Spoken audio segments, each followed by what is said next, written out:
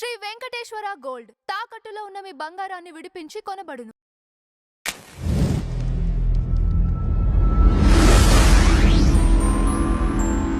నమస్తే అండి, welcome to tree media. మనతో పాటు Bigg Boss fame RJ Shekhar Basha గారు ఉన్నారు. సార్ నమస్తే. బండి సంజయ్ కేసు వ్యవహారంలో అసలు ఏం జరిగింది, పోక్సో కేసు ఏంటి, అలానే అతను కూడా కేసు పెట్టినట్లుగా తెలుస్తోంది. అతను కేసు పెట్టిన తర్వాత ఇది ఫైల్ అయిందా, లేకపోతే పోక్సో కేసు ఫైల్ అయిన తర్వాత అతను కేసు పెట్టాడు? బండి సంజయ్ గారు అబ్బాయి పేర్లు ఎందుకులేండి, ఆయన పేరుతోనే వైరల్ అవుతుంది కాబట్టి ఇప్పుడు అందరికి తెలిసిపోయింది భగీరథ్. సో బండి సంజయ్ వాళ్ళ అబ్బాయి నన్ను మోసం చేశాడు, పెళ్లి చేసుకుంటా అని చెప్పి, లేకపోతే ఆ రకంగా ప్రేమించుకున్నట్టుగా రకరకాల ప్రాంతాలన్నీ తిరిగారు. అందులోనూ అన్ని ఊటీ కొడైకెనాల్ కాదు, అన్ని పుణ్యక్షేత్రాలు, మళ్ళీ తిరుపతి, అరుణాచలం, కనకదుర్గ అమ్మవారి టెంపుల్ అన్ని కూడా ఈ అబ్బాయి అమ్మాయి కలిసి వీళ్ళిద్దరు పర్సనల్గా వెళ్ళింది కూడా కాదు. ఓకే, వీళ్ళ అమ్మ నాన్న సమక్షంలోనే, ఎవరు అమ్మాయి వాళ్ళ తల్లిదండ్రి. అవునా? ఫోటోలు వీడియోలు కూడా బయటకు వచ్చేసినాయి.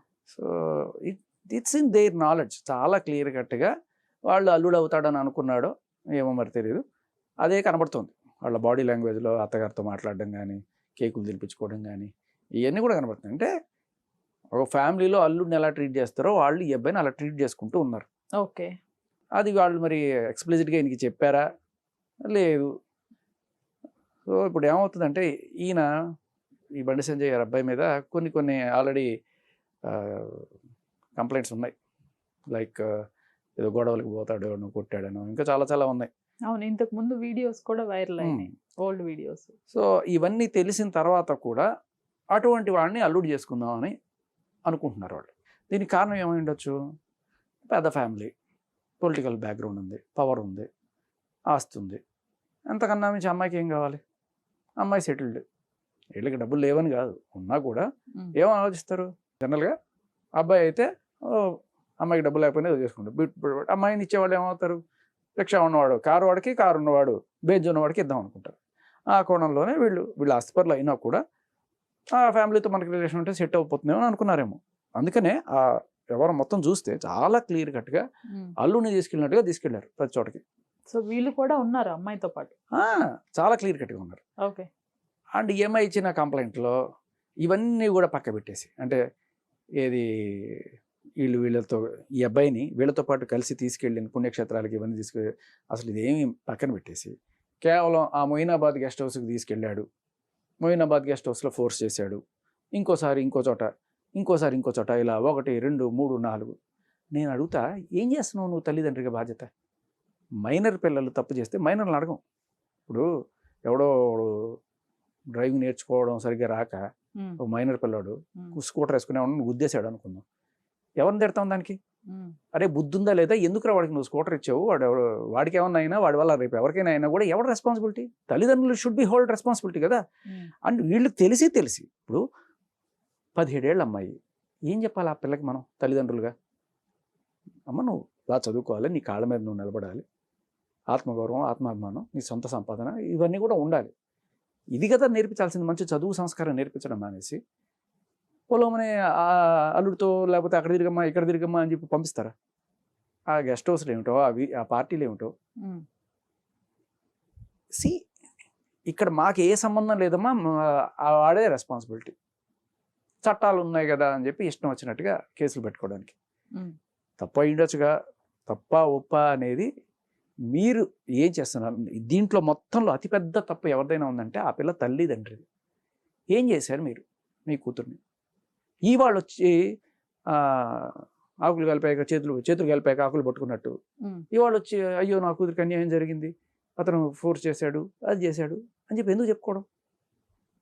మీరే కదా దగ్గరుండి అన్నీ చేయించారు, మరి సడన్గా ఇవాళ ఎందుకు అయింది అంటే వాళ్ళు ఏదో పెళ్లి చేసుకోమని అడుగుంటారు ఒకనొక టైంలో, ఈ క్లోజ్నెస్ని అడ్డం పెట్టుకొని. నాకు అలాంటి ఉద్దేశం ఏం లేదండి అని చెప్పి ఈయన చెప్పుంటాడు. మరి ఉద్దేశం లేకపోతే ఇప్పుడు ఇన్నాళ్ళు మాతో ఎందుకు ఇవన్నీ తిరిగావు అది ఇదని చెప్పి వాళ్ళు అడుగుండొచ్చు. అది కూడా పెద్దది. ఈ పెళ్ళి ముదిరింది, పెళ్లి చేసుకోను అన్న కారణం ఇది అబ్బాయి మీద రివెంజ్ మొదలెట్టారు. ఓకేనా, ఇదే అయి ఉంటుందంటారా? అంటే నిజంగా అమ్మాయి పైన అతను దాడికి ప్రయత్నించింది కానీ, లేకపోతే కొన్ని వీడియోస్ వైరల్ అవుతున్నాయి. ఒక సింపుల్ లాజిక్, వాళ్ళ కంప్లైంట్లో 3 సార్లు 4 సార్లు ఇతను రకరకాల గెస్ట్ హౌస్ల్లో ఉమ్. మొయినాబాద్లో ఇంకో చోట ఆ అమ్మాయి మీద అత్యాచారం చేశాడని కాదు, చేయడానికి ప్రయత్నించాడు అనే కోణంలో వాళ్ళు పెట్టారు. లైంగిక వేధింపులకు పాల్పడ్డాడు. అంటే శృంగారంలో పాల్గొమ్మని ఆ అమ్మాయిని ఫోర్స్ చేశాడు అనే కోణంలో పెట్టారు తప్ప జరిగింది అని పెట్టాల. ఓకే. కానీ ఒకసారి అలా అయినప్పుడు తల్లిదండ్రులు ఏం చేస్తున్నారు? రెండోసారి ఎవరన్నా ఏ బుద్ధున్నదైనా అమ్మాయికైనా సరే ఇష్టం లేదు, రెండోసారి ఎందుకు వెళ్తుంది? మూడోసారి ఎందుకు వెళ్తుంది? నాలుగోసారి ఎందుకు వెళ్తుంది? ఇప్పుడు అత్యాచారం అంటే ఏంటి? ఆ అమ్మాయికి ఇష్టం లేకుండా బలవంతంగా ఆ అమ్మాయి అంతటికి ఆ అమ్మాయి అతనితో గెస్ట్ హౌస్కి ఎందుకు వెళ్ళాలి? బయటకు వచ్చిన తర్వాత అతను నన్ను ఫోర్స్ చేశాను ఎందుకు చెప్పాలి? ఎవడు వెళ్ళమన్నాడు? 18 ఏళ్ళ లోపు అమ్మాయి నువ్వు, అందులోను నువ్వు తల్లిదండ్రులు ఏం చేస్తున్నారు? సో ఇక్కడ వాళ్ళ తప్పు లేదు అనడానికి లేదు, క్లియర్ కట్గా కనబడుతున్నది ఏంటంటే ఒక వెంజెన్స్ కేసు ఇది. ఓకే. అతను పెళ్లికి ఒప్పుకోలేదు అంతే, వాళ్ళ మీద ఏదో రకంగా రెవెన్యూ తీసుకోవడానికి చేశారు. ఇటువంటివి మామూలే, సర్వసాధారణం. ఇది మీరు రివర్స్ చూడండి. ఒక అబ్బాయి సరే అంతెందుకు, రీసెంట్గా అశ్వరెడ్డి కేసే ఉంది. పెళ్లి చేసుకుంటానని నన్ను ప్రేమించి నా దగ్గర డబ్బులని తీసుకొని నన్ను మోసం చేసింది. ఇప్పుడు మోసం అనేది ఎప్పుడవుతుందంటే ఈ అబ్బాయి ఈ అమ్మాయి కలిసి తిరిగి చాలా రోజులు అందులో ఈ అమ్మాయి డబ్బులు ఈ అబ్బాయి ఎంతో వాడుకున్నాడు అనుకోండి, ఓ 10 లక్షలు 20 లక్షలు ఎంతో అంత నమ్మించి మోసం చేసి అల్లుడు అవుతాడు కదా అని చెప్పి కోట్లు ఇచ్చామండి, ఇవాళ అతను పెళ్లి చేసుకోవాలనుకుంటున్నాడు అంటే అప్పుడు ఏం చేయాలి? ఆ కోట్లు ఏవైతే తీసుకున్నా అవి ఇప్పించేసి ఎవరిదాన్ని మనం పోమ్మండాలి. అంతేగాని ఇప్పుడున్న చట్టాల్లో పెళ్లి చేసుకుంటానని చెప్పి మోసం చేసావు కాబట్టి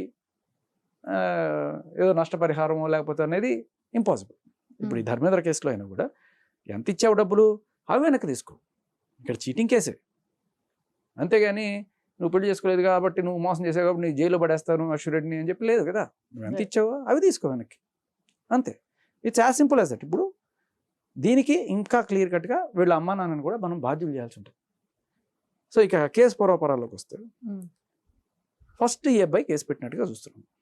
మరి ఆ కంప్లైంట్ ఎప్పుడు ఇచ్చారో, భగీరథ బండి సంజయ్ గారి అబ్బాయి, ఈ అబ్బాయి వెళ్ళి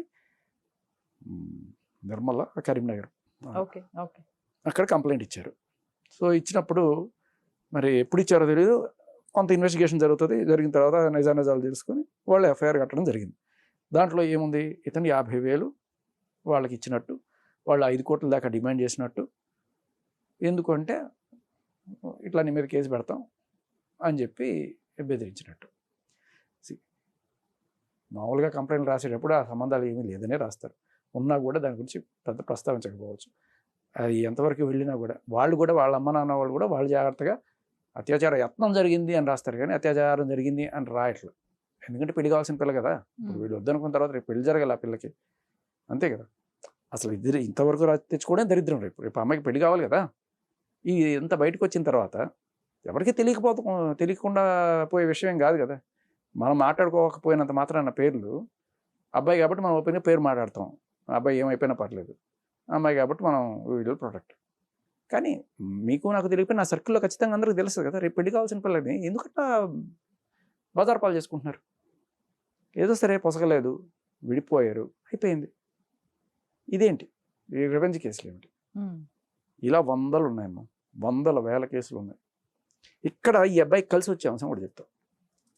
ఈ అబ్బాయి మంచోడా చెడ్డవాడా లేకపోతే ఇంకోటా నేను ఎప్పుడు ఈ పర్టికులర్ కేసు విషయంలో నిజంగా ఈ అబ్బాయి అత్యాచారానికి ప్రయత్నించాడా అనే కోణంలో మనం చూస్తే, ఒకవేళ అటువంటిది ఏదైనా చేసి ఉంటే రెండోసారి ఈ అమ్మాయి అతని దగ్గరికి రాదు, మూడోసారి ఇష్టం లేకుండా రాదు. అన్నిసార్లు ఆ అమ్మాయి వస్తుంది అంటే that is not what you see. So ఆ అబ్బాయి బయట క్యారెక్టర్ జనాలతో కొట్లాట్లు పెట్టుకున్నాడా చేశాడా అది పక్కన పెట్టద్దు. బట్ ఈ కేసులో ఒకవేళ తప్పు అంటే ఇద్దరిది తప్పే. ఎందుకు వెళ్ళావు నువ్వు? ఓయో రూమ్కి వెళ్ళి అతను నన్ను అత్యాచారం చేశాడంటే ఎట్లా? నువ్వు ఎందుకు వెళ్తావు ఓయో రూమ్కి? అడగాలి కదా మనం. అబ్బాయి మాకు సంబంధం లేదండి.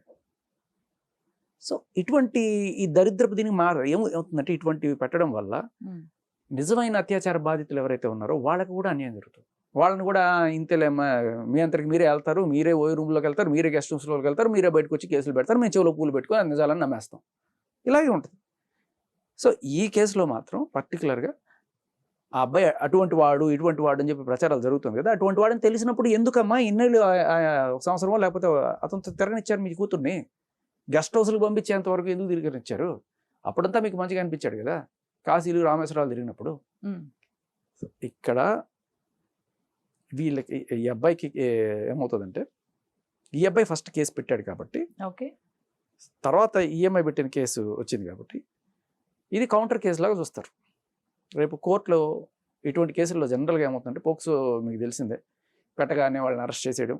ఇప్పుడు జానీ మాస్టర్ కావచ్చు, లేకపోతే ఇంకా ఎటువంటి కేసులు ఏమైనా ఉన్నా సరే అరెస్ట్ చేసేయడం. మనిషి తప్పున్నా లేదా అనేది తర్వాత ఆలోచిస్తారు.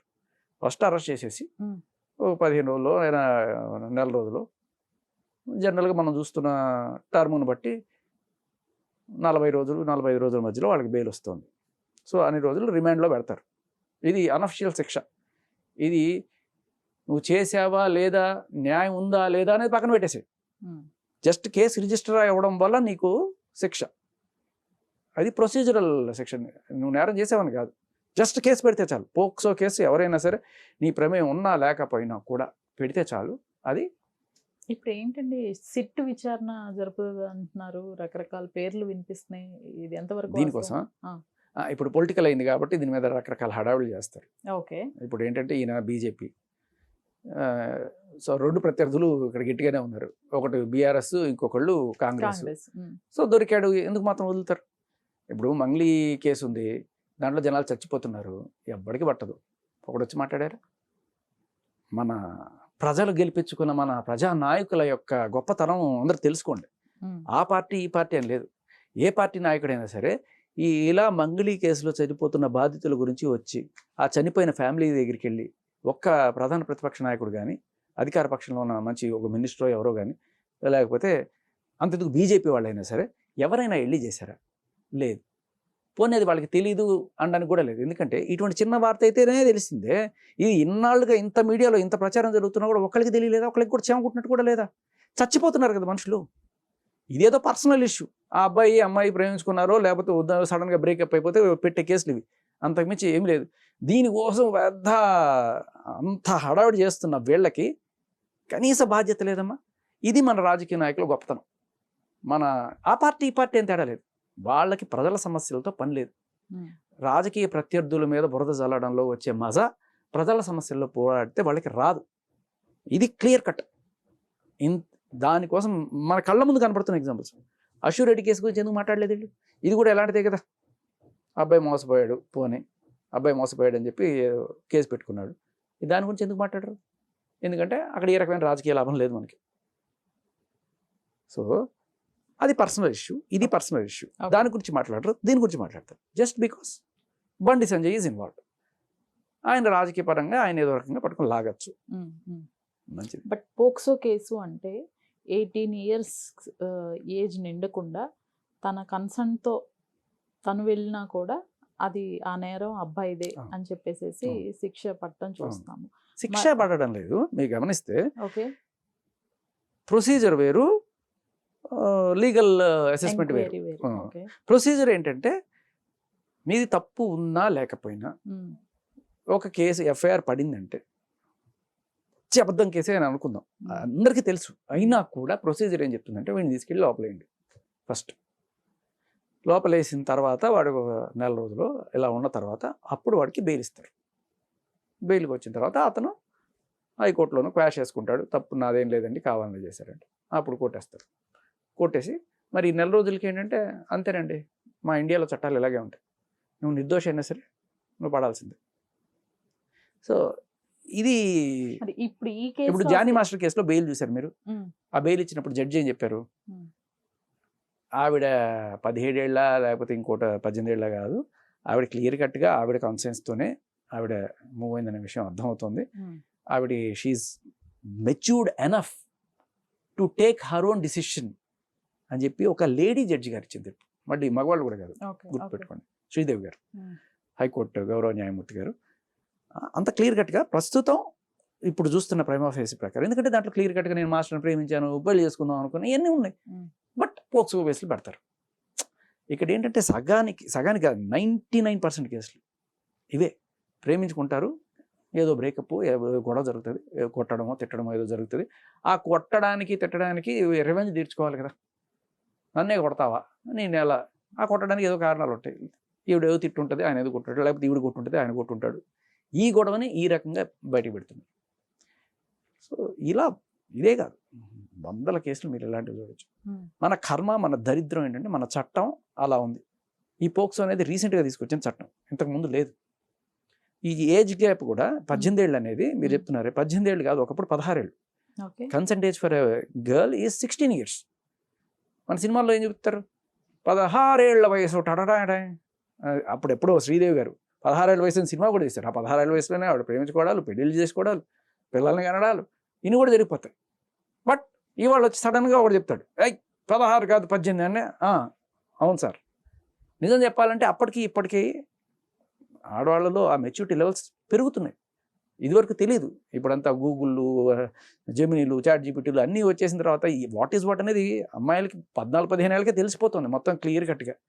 ఎలా ఉండాలి, ఎలా ఉండకూడదు, ఎలా ఉంటే ఏమవుతుంది, అలా ఏమన్నా ప్రెగ్నెన్సీ వస్తే ఏం చేయాలి, అన్నీ క్లియర్ కట్గా ఉన్నప్పుడు కూడా మనం ఏం చేస్తున్నాం అంటే తిరోగమనం అన్నట్టుగా. ఇప్పుడు అప్పట్లో అంటే నిజం చెప్పాలంటే ఒకప్పుడు 12 ఏళ్ళు ఉండేది, 13 ఏళ్ళు, 14 ఏళ్ళు అలా పెంచుకుంటూ 16 ఏళ్ళు చేశారు. తర్వాత ఇప్పుడు 18 చేసిన తర్వాత లీగల్ కౌన్సిల్లో చాలామంది ఫైట్ చేస్తున్నారు. 18 ఏళ్ళు కాదండి, 16 ఏళ్ళు ఈజ్ ఫైన్, 18 ఏళ్ళు మరి టూ మచ్ అండి ఇది. ఇవాళప్పుడు చాలామంది ప్రేమ పేరుతోటి మనకి చిత్రం సినిమాలు, లేకపోతే జేఎం సినిమాలు, ఈ టైప్లో 10వ క్లాసు ఇంటర్మీడియట్లో ప్రేమించుకోవడాలు, లేచిపోవడాలు, ఫైనల్గా లేచిపోయిన తర్వాత వాడిని పట్టుకొని వస్తారు. ఈ అమ్మాయినేమో బాధితురాలు, వీడేమో పెద్ద క్రూరుడు, వీడి మీద పోక్సో కేసులు, జైలు, వీడికి జీవితం అంతా నాశనం అయిపోతుంది. ఒకటి కాదు, ఇలాంటి వందల కేసులు అమ్మా. రీసెంట్గా నేను ఢిల్లీ పోయినప్పుడు అక్కడ పంజాబ్ నుంచి ఉమెన్ కౌన్సిల్ వాళ్ళు చాలామంది దీని గురించి ఫైట్ చేసేవాళ్ళు, మహిళల కోసం ఫైట్ చేసేవాళ్ళే. వాళ్ళు వచ్చి చెప్పిన మాటలు ఏంటంటే, చాలామంది ఇదేమ్మా, ఇప్పుడు చిన్న వయసులో వాళ్ళు ప్రేమించుకొని లేచిపోతారు, లేచిపోయిన తర్వాత పట్టుకొస్తారు, ఆ అమ్మాయికి బ్రెయిన్ వాష్ చేసి అమ్మాయిని ఇంట్లో కూర్చోబెడతారు, వాడి మీద కేసు పెడతారు, వీడు బలైపోతాడు. వాడి కర్మగాలు 18 దాటాడా, వాడు ఇంకా దారుణం పరిస్థితి. ఫారంలో ఇలా లేవు చట్టాలు. ఇప్పుడు అమ్మాయి 17 ఏళ్ళు ఉందనుకుందాం, 17 ఏళ్ళకి అసలు 16 ఏళ్ళకే అక్కడ, 16 ఏళ్ళు దాటిన తర్వాత ఇట్స్ ఓకే యూకేలో. బట్ అంతకన్నా తక్కువ ఏజ్లో కనుక ఒకవేళ 15 ఏళ్లలో ఆ అమ్మాయి ఇటువంటిది ఏదైనా సరే కన్సెంట్తోనే కలిసిందనుకుంటే, ఏజ్ గ్యాప్ ఒకవేళ ఆ అబ్బాయికి 19 ఏళ్ళు ఆర్ ఎల్స్ 18 ఏళ్ళు ఉంటే దట్స్ ఓకే అని చూస్తారు. ఇవన్నీ కూడా అంటే రోమియో జూలియట్ లాస్ అని చెప్తారు వీటిని ఇంత మన ఇండియాలో చూపించినంత భూతంలాగా క్రిమినలైజ్ చేసేసి దాన్ని అత్యాచారం అని చెప్పేసి బీభత్సం చేశారు. అక్కడ just boy friend girl friend గొడవ, కొట్టుకున్నారో తిట్టుకున్నారో చూస్తారు. ఎందుకంటే అత్యాచారం వేరు, నువ్వు నీ అంతటి నువ్వుగా మోయినాబాద్ గెస్ట్ హౌస్కి వెళ్ళి ఎంత చేసి దాన్ని అత్యాచారం ఎలా చూపిస్తావు నువ్వు? ఇది ఏదో గొడవ, చాలా క్లియర్ కట్గా అర్థమవుతుంది. సో ఇప్పుడు ఏంటంటే ఇటు అంటే శతకోటి దరిద్రాలకు అనంతకోటి ఉపాయాలు అన్నట్టుగా ఇటువంటి కేసులు ఏమైనా వచ్చినప్పుడు చేయాల్సింది ఏంటి అంటే అపస్కాండ్ అయిపోవాలి, తప్పదు. ఎందుకంటే అదే పనిలో ఉన్నాడు, దుబాయ్ ఎక్కడికో పోయాడని చెప్తున్నారు, కానీ చెప్పలేము, ఇటువంటి వార్తలు వస్తూనే ఉంటాయి. మంగళి కూడా దుబాయ్ పోయిందని చెప్పారు మొన్న దాకా. సరే, వాట్ ఎవర్, అబ్స్కాండ్ అయిపోయి యాంటిసిపేటరీ బెయిల్కి అప్లై చేసుకుంటారు. నేను చెప్పేది జనరల్గా వాళ్ళ లాయర్లు ఎవరైనా చెప్పేది అంటే యాంటిసిపేటరీ బెయిల్ అప్లై చేసుకుంటారు. జనరల్గా యాంటిసిపేటరీ బెయిల్ రిజెక్ట్ అవ్వచ్చు, పోక్సో కదా. అంటే ఈ అంటే సెషన్ కోర్ట్స్లోను చిన్న కోర్ట్స్లో జడ్జిలు కూడా చాలాసార్లు ఏమవుతుందంటే ఏమీ ముందు వెనక చూసుకోండి. హైకోర్టులోకి వెళ్తేనే కాస్త వాదోపవాదాలు జరగడం కొంచెం ఇదిగా ఉంటుంది. బట్ ఒక ప్రొసీజర్ లాగా లేదు రిజెక్టెడ్, మీరు అంటే పైకోర్టు పోయి చూసుకోండి అనే టైప్లోనే ఉంటాయి తప్ప పెద్ద ఎక్కువ స్కోప్ ఉండదు అక్కడ. వీళ్ళు వెళ్ళారు, పబ్లిక్ ప్రాసిక్యూటర్కి సమర్పించారు, ఆయన చేశారు, కొట్టే తీసుకెళ్ళిపో, అలాగే ఉంటాయి. సో ఇప్పుడు ఆయన దొరకకపోతే ఈ పర్టికులర్ కేసులో ఒకనొక ఇంట్రెస్టింగ్ ఫ్యాక్ట్ ఏంటంటే, కౌంటర్ కేసు లాగా చూసినప్పుడు యాంటిసిపేటరీ బెయిల్ రావడానికి ఈజీ అవుతుంది. అదే సో వీళ్ళు బెటర్ హైకోర్టులో మూవ్ చేసుకోవచ్చు. దీన్ని చేసుకున్నప్పుడు యాంటిసిపేటరీ బెయిల్ ఈజీగా వస్తుంది. యాంటిసిపేటరీ బెయిల్ వచ్చిన తర్వాత వాడికి పీకేది ఏం లేదు. ఈ పోక్సో కేసులు, ఈ ఫాల్స్ అత్యాచారం కేసులు అంటే నిజంగా ఇప్పుడు డిఏవి కేసు ఉంది, చిన్న పిల్లలు, వాళ్ళు ముక్కు మొహం తెలియదు, ఆ పిల్లలకి ఏమీ తెలియదు, వాళ్ళ మీద ఏదో జరిగింది అని చెప్పి అప్పుడు కేసు వచ్చింది. ఖచ్చితంగా అటువంటి వాళ్ళని ఎక్కడున్నా పట్టుకున్న వాళ్ళు వాడికి శిక్ష పడాలి, పడింది కూడా. కానీ 17 ఏళ్ళు 16 ఏళ్ళు దాటిన వాళ్ళకి they know what they are doing. And అదేదో సినిమాలకు రేటింగ్ ఉంటుంది చూడండి, పేరెంట్స్తో పాటు కూర్చొని చూసే సినిమా అన్నట్టుగా వీళ్ళు పేరెంట్స్తో పాటు ట్రావెల్ అయ్యారు. అమ్మ నాన్న పక్కనే ఉన్నారు కదా, అప్పుడు గుర్తురాదు, సడన్గా ఒకరోజు గుర్తొస్తుంది. సో కాబట్టి ఇది పేరెంట్ గైడెడ్ సినిమా లాగానే చూడాలి. ఆవిడ ఏది తప్పు ఉన్న అబ్బాయిది ఏది తప్పు అని చెప్పి వీళ్ళు ఆరోపిస్తున్నారు, ఆ పేరెంట్స్ వాళ్ళని బాధ్యులు చేయాలి ఫస్ట్. అటువంటివి లేవు ఇక్కడ. ఆల్ రైట్ శేఖర్ గారు, థ్యాంక్ యూ.